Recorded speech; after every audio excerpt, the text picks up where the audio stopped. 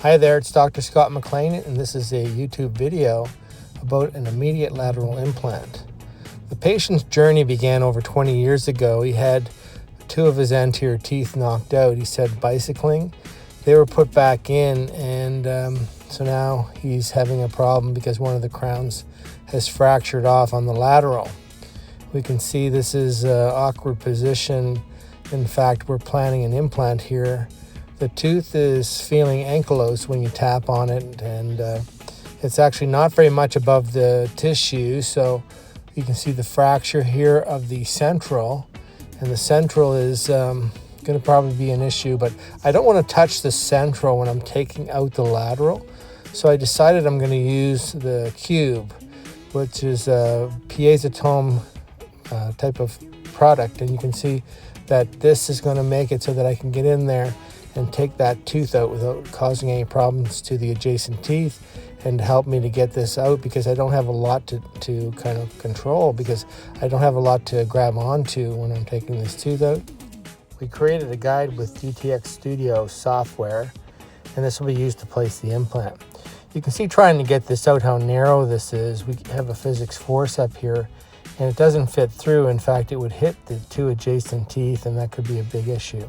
So we're going to use the cube on this case, and so what is Piezotome technology? And it's a technology that is very advantageous because it vibrates at a high speed and then goes low speed back and forth. And what can happen is you can then go down the PDL and make it so that it vibrates that tooth out and helps you to release the PDL ligament. By using a thin blade, it acts to be able to preserve bone. And so it doesn't make it so that you're going to be going in and drilling a lot of bone away, which I think is a huge advantage in this delicate area. And you also don't want to touch those two adjacent teeth with lateral pressure or with the physics forceps hitting it. So that's also an advantage. And it's supposed to minimize inflammation because of the water cooling of the saline. And the saline is injected in through the tube that comes from the unit itself. And you can have different settings. You can use this also to do lateral sinus lifts because it will cut the bone and not the Schneiderian membrane. So it's a good little tool to have in your office. You can see here I'm doing a little bit of elevation in that area where the osteotomy is being opened up a little bit. So I'm actually going where the cube has gone and not touching the tooth. So we're kind of staying away from there because we know that there's a split in the root of that central especially. So we come in and we're doing lateral and then also lingual. I don't usually use this on the buccal too much because the bone was very thin there, and so we'll just start to move it away from that buccal in a little bit here. So it's a good tool to have in your office when you're trying to get these stubborn roots out, because sometimes these can be nasty. The implant itself is easy, but trying to get the tooth out and protect the bone is the part that takes a little time. And so I'm going back in here with a serrated periodontal type of tool.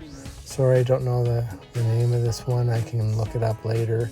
You text the actual video, leave a message in there asking me, and I'll try to remember to do that. And you can see here that we just start to elevate the root a little bit more from the lingual.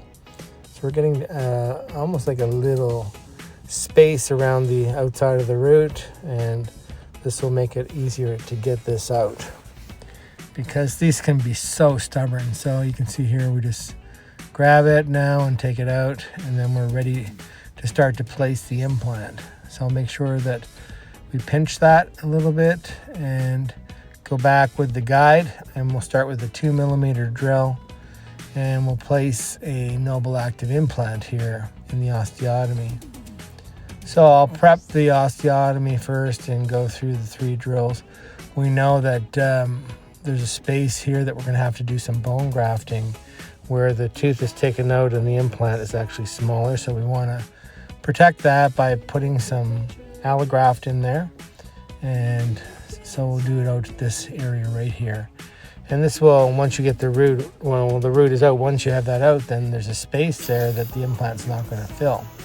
So go to the 2.4, 2.8 drill, and we'll go back in, and I'll go to full length with this drill, and then we'll actually be able to do a little bit of placement of the third drill so that we get the bone grafting in.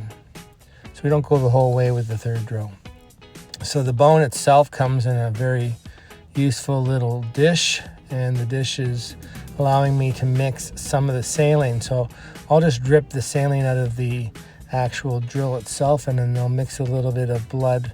If there's some from the osteotomy, I'll mix that in, and if there's any particulates that are around from the osteotomy, we can put those in.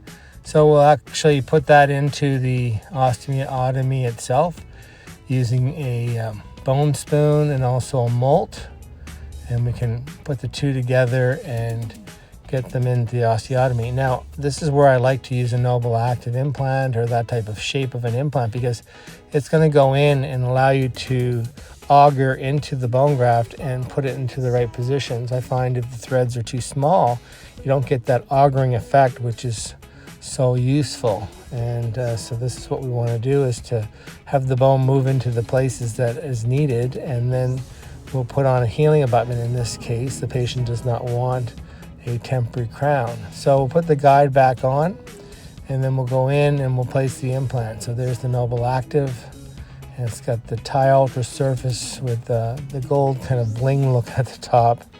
And when we place the implant, you can see that it's going in quite nicely. We want to line this up, so we'll take the hand driver and we'll put it in and place it down to the ring. Now I'm going to check things after that, because I want to make sure that the actual IPD, the implant platform depth, is 4 millimeters from the buccal, the zenith, so the high point on the tissue. So looking at this, you take one of the drivers that we would use to place the implants non-guided. You take the driver, it's marked to 3, so I'll place that 1 millimeter below the zenith, and that allows me to be at the zero bone loss concepts by Linkavicus. Sorry if I said that wrong. Anyway, I think it's a great concept. So when we put this in, we can see that we're making sure that it's based on that, because sometimes when we're doing it in the planning session, it's hard to see exactly where the tissue is. This way you know exactly where it is. And I haven't flapped here, so we're able to get that implant in the right spot. We'll use a CC bone mill, and the CC bone mill will profile that area to make sure that the healing abutment is going to be seated and pushed down to the right position. So it'll also generate a little bit of bone in the IPD level, so the implant platform depth level, and we're able to then put the healing abutment on, and you can see that it's now subcrestal, and we're going to get success. So we're going to look at the x-ray here in a second. So we'll take it and we'll do a little bit of suturing, maybe 2 sutures, 3 at the most, and then we'll have a look at the x-ray, and just look how fantastic this x-ray looks. And so it's Dr. Scott Maclean, and thanks for stopping by.